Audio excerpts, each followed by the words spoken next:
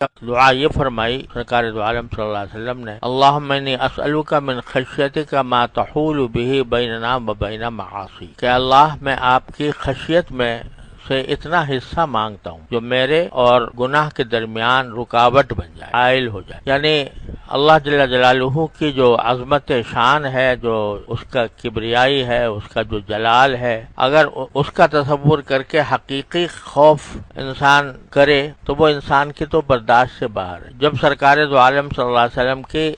جب اللہ جل جلالہ کی تجلی اس کو انسان برداشت نہیں کر سکتا، پہاڑ برداشت نہیں کر سکتا۔ جب حضرت موسیٰ علیہ السلام نے فرمائش کی کہ مجھے زیارت کرا دیجئے اپنی، تو اللہ تبارک و تعالی نے فرما دیا کہ تم مجھے دیکھ سکتے نہیں، اور اس کا مشاہدہ اس طرح کرا دیا کہ ذرا یہ پہاڑ ہے، اس کو دیکھنا، اس پر ہم اپنی تجلی ڈالیں گے، اگر وہ اپنی جگہ پر ثابت رہ گیا پھر استقر مکانہ فسوف ترانی، تو تم مجھے دیکھ سکتے ہو، دیکھو گے۔ لیکن قرآن کریم فرماتا ہے فلما تجلی ربہ للجبل جعلہ دکا، جب باری تعالیٰ نے اپنی تجلی ڈالی پہاڑ کے اوپر، پہاڑ پر تجلی ڈالی، اور یہ تجلی بھی کس قسم کی ہوگی اللہ تعالیٰ بہتر جانتے ہیں، تو جعلہ دکا، پہاڑ کو ریزہ ریزہ کر، وخر موسیٰ صاعقا، موسیٰ علیہ السلام بے ہوش ہو کر گر پڑے۔ خود موسیٰ علیہ السلام پر نہیں ہوئی تھی تجلی، پہاڑ پر ہوئی تھی، پہاڑ گر پڑا، ریزہ ریزہ ہو گیا، اور موسیٰ علیہ السلام صرف پہاڑ کے نظارے کو دیکھ کر بے ہوش ہو گر گئے۔ تو جب تجلی ہو بغیر جلال کے، وہ تجلی کوئی جلال کے ساتھ تو نہیں تھی، وہ تو جمالی کے ساتھ، جب بغیر جلال کے تجلی ہو تو وہ انسان برداشت نہیں کر سکتا، انسان کیا پہاڑ برداشت نہیں کر سکتا، تو اگر تجلی ہو جلال کی اعوذ باللہ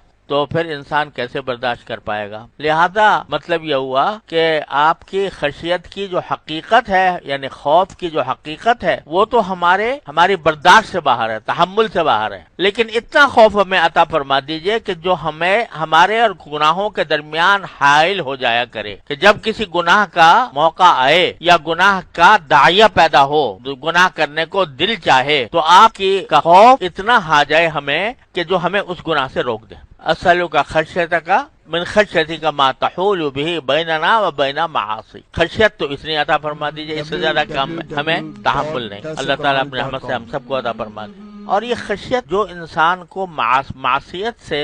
روکتی ہے، یہ خشیت یہی مطلوب بھی ہے، یہی مانگی بھی گئی ہے، اللہ تعالیٰ سے دعا بھی اسی کی مانگی ہے، لیکن یہ حاصل کیسے ہو؟ یعنی دعا تو بے شک کرتے ہی رہنا چاہیے، اللہ تبارک و تعالیٰ ہم سب کو عطا فرمائے، اور دعا کرتے بھی رہنا چاہیے، لیکن یہ اس حد تک خشیت ہو جائے کہ جب گناہ کا موقع آئے یا گناہ کی خواہش پیدا ہو تو اس وقت یہ خشیت آ کر بیچ میں آڑ بن جائے۔ یہ کس طرح ہو؟ تو اس کے لیے ضرورت ہے اللہ جل جلالہ کے ساتھ تعلق، جتنا تعلق باللہ، تعلق مع اللہ قوی ہوگا اتنی ہی یہ خشیت حاصل ہوگی۔ اللہ تعالیٰ کے ساتھ تعلق جتنا کمزور ہوگا اتنا ہی انسان کو یہ خشیت اتنی حاصل نہیں ہوگی جو اس کو گناہ سے روک سکے۔ وجہ اس کی یہ ہے کہ دل میں باری تعالیٰ کے ساتھ تعلق ابھی تک جمع ہوا نہیں، مضبوط نہیں، تو جب کوئی موقع ایسا آتا ہے جہاں پر کہ نفس اور شیطان کسی ایک طرف لے جا رہے ہوں، تو اس وقت چونکہ تعلق مضبوط نہیں ہے اللہ تبارک و تعالیٰ کے ساتھ، دل میں پیوست نہیں ہوا، اس واسطے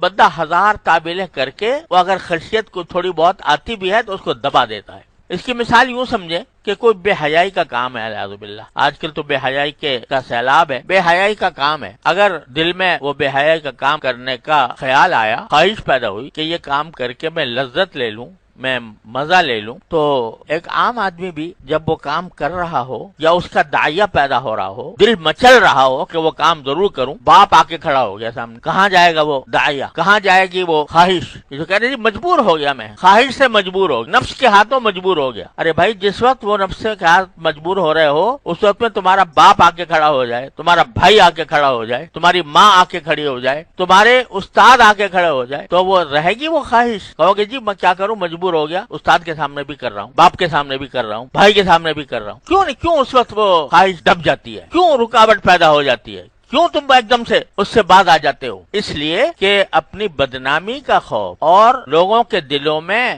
اپنے فسق و فجور کا خیال آنے کا خوف وہ ایک دم سے روک دیتا ہے۔ حالانکہ جو بیچارہ باپ ہو، بھائی ہو، رشتہ دار ہو، وہ آیا تو زیادہ یہی ہوگا نا کہ وہ تمہیں برا سمجھے گا، تمہارے اس عمل کو برا سمجھے گا، اتنا ہی ہوگا نا۔ اور زیادہ یہ ہو سکتا ہے کہ دو چار آدمیوں سے بھی بتا دے گا بھائی میں نے اس کو اس حالت میں دیکھا تھا، بس کوئی سزا تو نہیں دے گا، کوئی کوڑے تو نہیں مارے گا، کوئی آگ سے تو نہیں جلائے گا تمہیں، لیکن وہاں تو یہ خوف ہے اور وہ روک رہا ہے، گناہ سے روک رہا ہے، لیکن یہ خیال کیوں نہیں آتا کہ ایک ذات ایسی ہے جو ہر وقت دیکھ رہی ہے، ہر وقت دیکھ رہی ہے، میری تنہائی میں بھی، میری خلوت میں بھی دیکھ رہی ہے۔ اگر فرض کرو ایک ایسے کمرے میں ہو جو چاروں طرف سے بند ہے، لیکن پتا ہے کہ یہاں کیمرہ لگا ہوا ہے اور کہیں سے اس کی نگرانی ہو رہی ہے، پھر دیکھو کیا ہوتا ہے، خواہشات پیدا ہوتی ہیں، جذبے پیدا ہوتے ہیں، دل مچلتا ہے، لیکن نہیں کرے گا۔